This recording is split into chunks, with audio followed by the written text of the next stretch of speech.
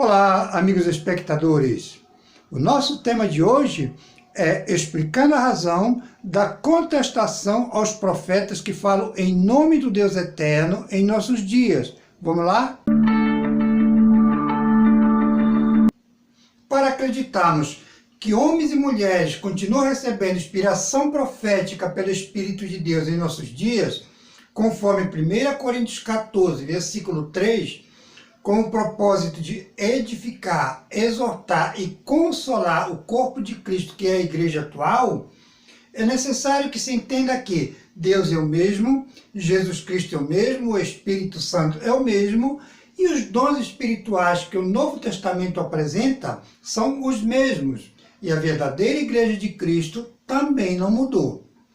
Um dom como o de profecia, que é considerado como base para a edificação do corpo de Cristo, Deus jamais permitiria a inexistência dele, principalmente nos finais dos tempos, como são os que vivemos em nossos dias. E se nada mudou no corpo de Cristo, por que uma categoria de evangélicos aceita e usufrui desse dom e outra categoria não aceita? Eis a razão. Os que aceitam entendem que o esclarecimento do apóstolo Paulo, usando a figura de linguagem do corpo humano para ilustrar o corpo de Cristo, igreja, em 1 Coríntios 12, versículos 18 ao 27, é suficiente para colocar em prática os melhores dons espirituais, inclusive profecia. E qual seria o motivo para muitos servos de Deus não praticarem, não aceitarem ou contestarem na igreja esse dom?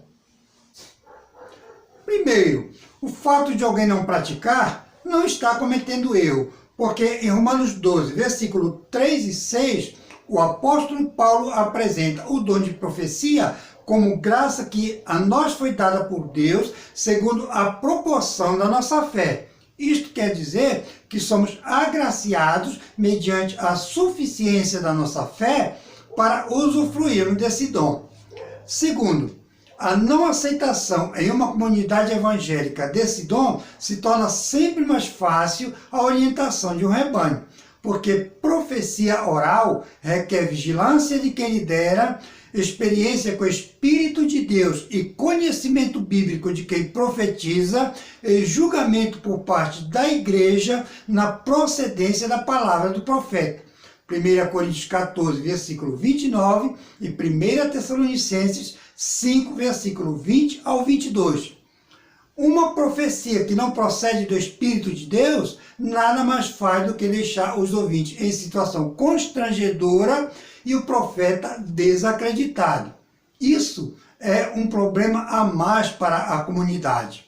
E terceiro, a rejeição é a opção para quem aprendeu teologicamente que as manifestações de todos os dons espirituais que o Novo Testamento apresenta aconteceram somente no início da igreja cristã e que em nossos dias não há necessidade. Conclusão: todo servo de Deus deve entender que profecia é um dom, presente de Deus para a sua igreja.